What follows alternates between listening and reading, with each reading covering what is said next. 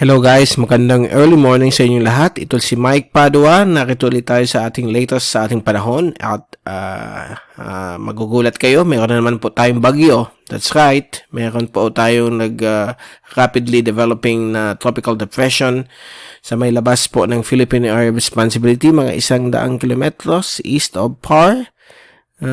At ito po ang ating initial update kay Pre-Inday, okay? Pre-Inday, since pag pumasok po ito ng PAR, bibigyan po ito ng local domestic name ng Pag-asa as Inday.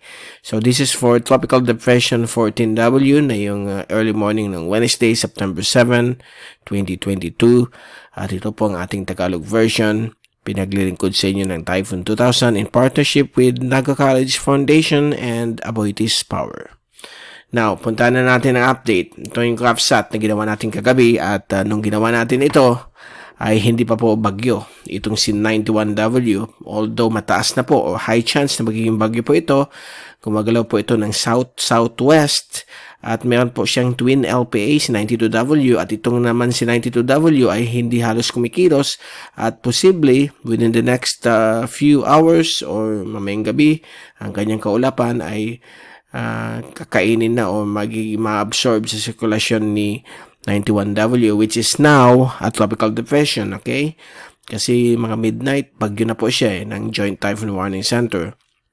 Even Pag-asa, which is still outside of PAR, nakakabit po siya sa isang monsoon trough. Mayroon naman po isang shallow dito na LPA, but wala naman pong development. Sa Pilipinas, sa nakalipas na ilang oras since kaninang hapon, o kahapon ng hapon, ay may mga localized thunderstorms po naganap sa iba't ibang bahagi po ng ating bansa. Gaya ng sinabi ko, La Niña tayo, kaya may mga thunderstorms palagi. Present po yan since hanggang February 2023 pa po ang La Niña. At ang habagat ay humina na po at southwesterlies po ang tawag niyan. Nakaka-apekto pa rin sa Kalayaan Island Group, coastal waters po ng Canlucang, Palawan, at Scarborough o Panatag Shoal. Meron pong monsoon trough po dito, nagde-develop. Baka maging LPA rin po ito at we will observe this monsoon trough. Okay, so yan po ang ating, by the way, ang risk of flooding dito ay mababa, so wala pong problema. At tingnan natin yung fast animation mula sa University of Wisconsin Tropical Cyclone page. Ayan po yung suspect na LPA na bigla-bigla naging bagyo, tropical depression. At yung kanyang circulation ay nasa south ng kanyang center. Nandito po yung center niya. Okay, so pababa yung kaulapan. So hopefully in the next few hours ay babagal na po ang kanyang southward drift. Kanina 31 kph, na yun 19 kph na lang po, pababa. At kung titignan natin yung zoom in satellite animation, so yan po kitang-kita po natin ang zoom in ng CIMSS type tropical cyclone loop at ang kanyang center nandito po yan. So northeast ng kanyang sirkulasyon. Dito yung si 92W na mukhang titingnan natin kung magsa-separate po siyang circulation o kakainin o malulusaw po at pupunta po sa circulation nitong mas malakas na si 14W. At ito po yung zoom in satellite animation mula sa windy.com naman po ito at nakita ninyo yung dark maroon color. Yan po ang circulation nitong si 14W. So, makikita ninyo, kung akala ninyo, nasa gitna po yung kanyang center, nandito po yung kanyang center, naka-expose dahil po nagkakaroon po na yun ng tinatawag nating upper level winds o wind shear na pinupush yung kanyang convection more to the southwest. Okay? So, huwag kayong maniwala po sa mga balibalita na dyan, mga alarming news na bababa yung bagyo, tamaan na naman Pilipinas. Hindi po, wala pong katotohanan yan kasi ang computer models, gaya nitong tracking ng Joint Typhoon Warning Center, initial tracking nila, ganito po mangyayari. So, ito po ay tatahak ng pagganito.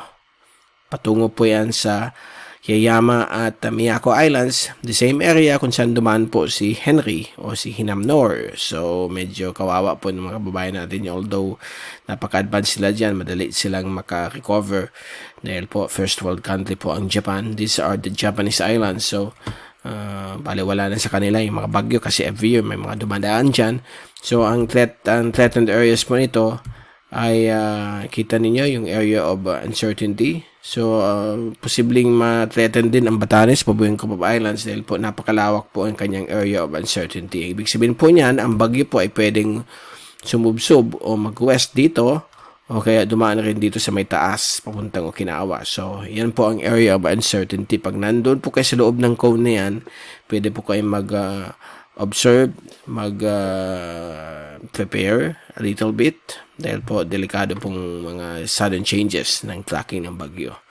So, ang kanyang forecast na posibleng maging isang 215 category 4 naman po. Iyan ang forecast ng JTWC, 115 knots. Pagdating po sa Miyako at Yeyama Islands ay posibleng 215 kph po siya in kilometers per hour.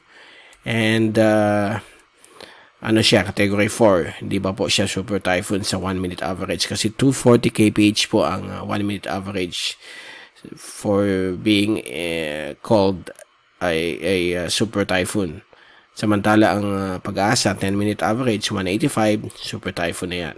So binaba nila yung classification. So ito po yung tracking ng lahat ng global models. Wala pa dito yung European model. Kung i-refresh natin, tingnan natin, wala pa po. So hinihintay po natin kasi ito po yung American model. Dito po siya dadaan. Ito naman pong iba dito, ito po yung model ng European at US Navy model na mukhang mag-stationary na naman po east of Batanes. Okay, so we'll keep you updated. Baka mamayang gabi tayo babalik since baka maghapon wala tayo. Okay, we will be attending the wake of my late father-in-law na nag-passed away last week. Kaya medyo late ako mag-i-issue ng mamayang gabi ng updates, if ever. Okay? At ito po yung ating windy.com rainfall accumulation forecast for the next 3 days hanggang Friday. So, nakikita ninyo, ang Pilipinas ay mayroon pa rin mga threat of localized thunderstorms from Mindanao, Visayas, Bicol, and also portions of Luzon. At ito na po yung violet at red rain bands or rainfall accumulation, heavy to intense, brought to you by Tropical Depression 14W. At bago tayong paalam, Global Tropics Hazards and Benefits Outlook for the next 2 weeks. For week 1, valid September 7 to September 13. Below average rainfall, inaasahan po sa Pilipinas. Medium confidence ng isang bagyo na mag-form po dito. But ito po ay override na po ito, overruled. Ano na po ito, bilang isang bagyo na po ito. So, high na po dapat yan. And dito naman po sa week 2, valid September 14 to September 20, another formation ang inaasahan east of extreme northern Luzon, outside of Par, north of Guam, at still nasa moderate or medium confidence of 50% ang probability baka matuloy. Okay, so yan po ang latest.